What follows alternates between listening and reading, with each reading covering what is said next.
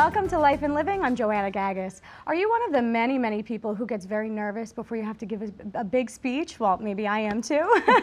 Here to tell us what we need to do to build our self-confidence, to feel good about that speech is Patricia Stark, and she is a communication and public speaking expert.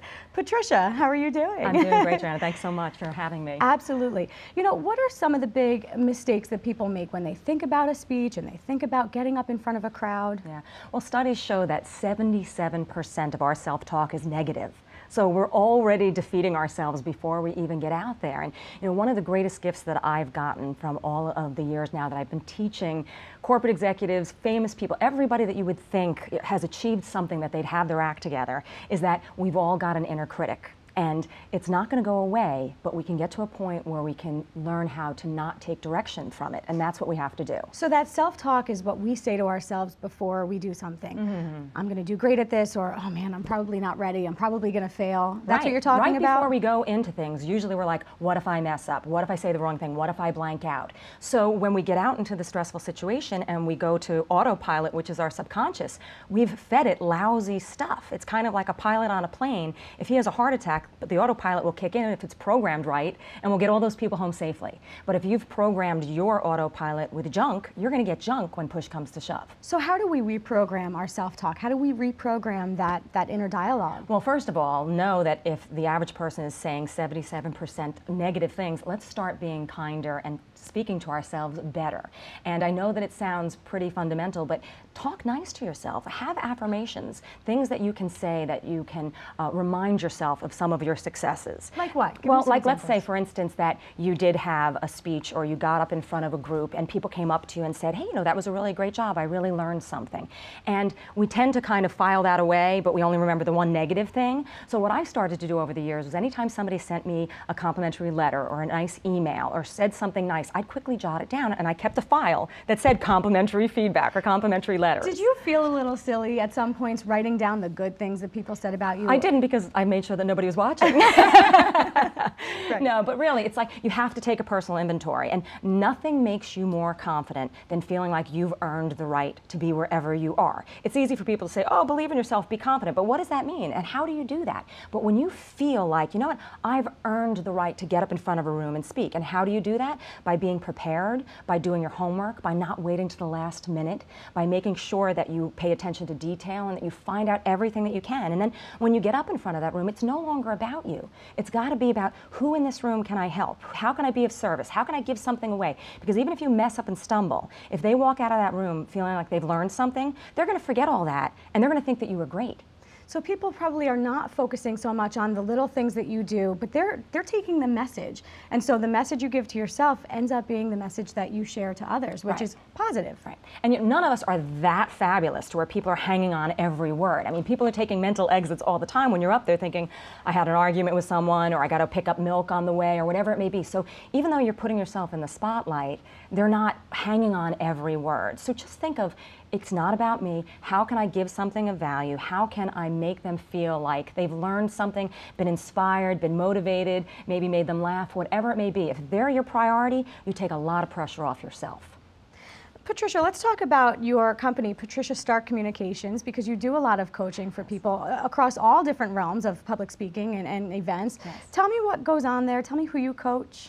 Well, I coach CEOs, I coach people for television appearances, I coach people for public speaking events, on body language, facial expression, their energy, their passion level. I'll speak at women's groups for talking about confidence and how to really own your voice, how to get out there and get out of your comfort zone. Because when we feel those pains, those are growing pains, and we think they're negative, but that's a good thing. That means that you're becoming something more, you're growing, and it's okay. And sometimes I think that you just have to get comfortable feeling uncomfortable. It's okay to feel uncomfortable. And it's okay to be nervous, by the way. Years ago, I interviewed Helen Hayes, who's the wonderful star of stage and screen, when I was first starting out at a little station.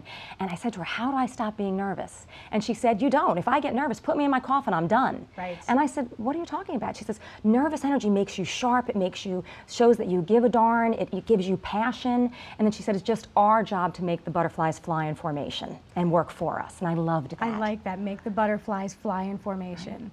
I guess if you lose that nerve, you've probably lost the desire to be there. Yeah, I mean, there was a point where, first of all, I have to say that I had terrible self-confidence growing up. I couldn't raise my hand without feeling the sweat pouring down my sides. I had to bring a friend to walk up the lunchroom with me. I mean, it was really tough, and I think that's why I do what I do, because I know what it feels like to not have a voice, but it's a process. How did you get from there to where you are now? Trying really hard. You know, it's one little step in a journey, and to realize that, and I'll tell this to people that come to me that are more introverted, or they don't really want to have to put themselves out there, but it's a necessary evil. They have to get up in front of a group for work, or they have to go on television to promote their book or their service or their company. And I'll say to them, look, you don't have to turn it up from A to Z or from 0 to 10. Every time, just bring it up a notch. Just try to, you know, test the waters, expand that muscle, and every time you get one little win under your belt, they build up, and it's like compounding interest. Eventually, you get to that point that you want to be, and that's why taking that inventory is so important. Before you go out to do something, look back and say, I'm not going to think about what can go wrong. Let me see where I've been successful, where I've gotten good feedback, where I've had my wins, and that builds on itself. You know, nonverbal communication skills are also really important, and sometimes can communicate the opposite of what we're trying to communicate. That's right. What should we be paying attention to in terms of our nonverbal communication? Yeah. Well, definitely eye contact is huge. I have a 9-year-old son, and we're always like, look people in the eye. And it starts manners. that young. It does. It should. I'm getting him up in front of the church already speaking because I don't want him to have public speaking fear like most people.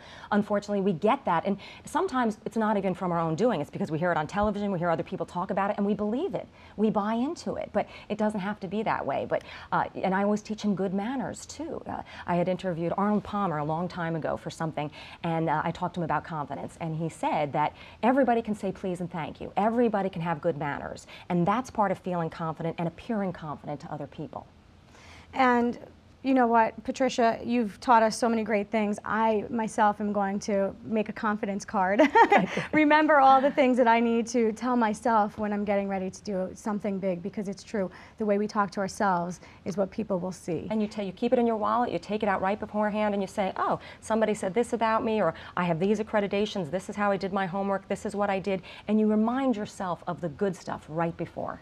Thank you, Patricia. Extremely helpful. Oh, thank you so much. It was great to be here. Yes. There's more Life and Living coming up, so don't go away.